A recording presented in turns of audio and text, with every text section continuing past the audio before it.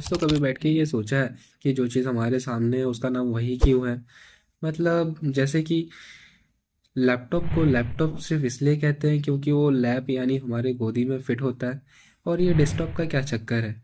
क्या ये सिर्फ इसलिए है क्योंकि डेस्कटॉप डेस्क के ऊपर रखा हुआ होता है, या फिर इसके पीछे कोई गहरी साजिश है? तो आज हम इसका पोस्टमार्टम करने वाले हैं, चलिए। देखो, 1960s और 70s में कंप्यूटर कोई मजाक नहीं हुआ करता था।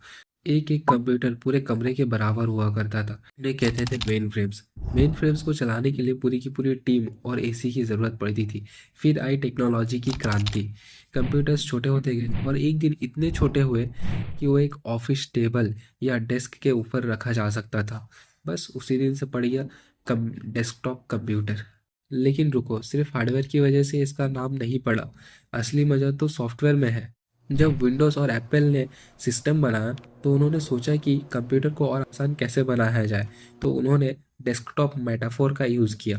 आपका स्क्रीन एक असली डेस्क की तरह है। जैसे डेस्क पे फाइल्स रखते थे वैसे ही यहाँ फाइल्स है। जैसे पुराने ज़माने में डेस्क के ऊपर फाइल्स रखते थे वैसे ही यहाँ पे फोल्डर्स है। और जब काम ख़त्म या कचरा हो जाए तो साइड में रिसाइकल बिन यानी कचरे का डब्बा भी है।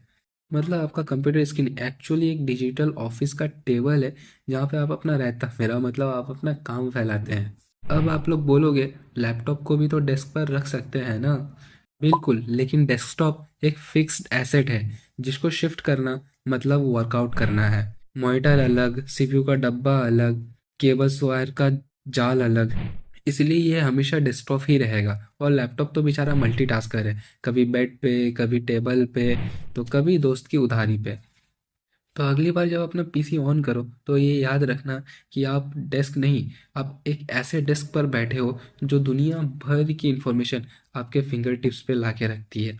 वैसे कमेंट में ज़रूर बताना कि आपका डेस्कटॉप सबसे ज़्यादा कचरा यानी आइकन्स बिखरा हुआ है या साफ है।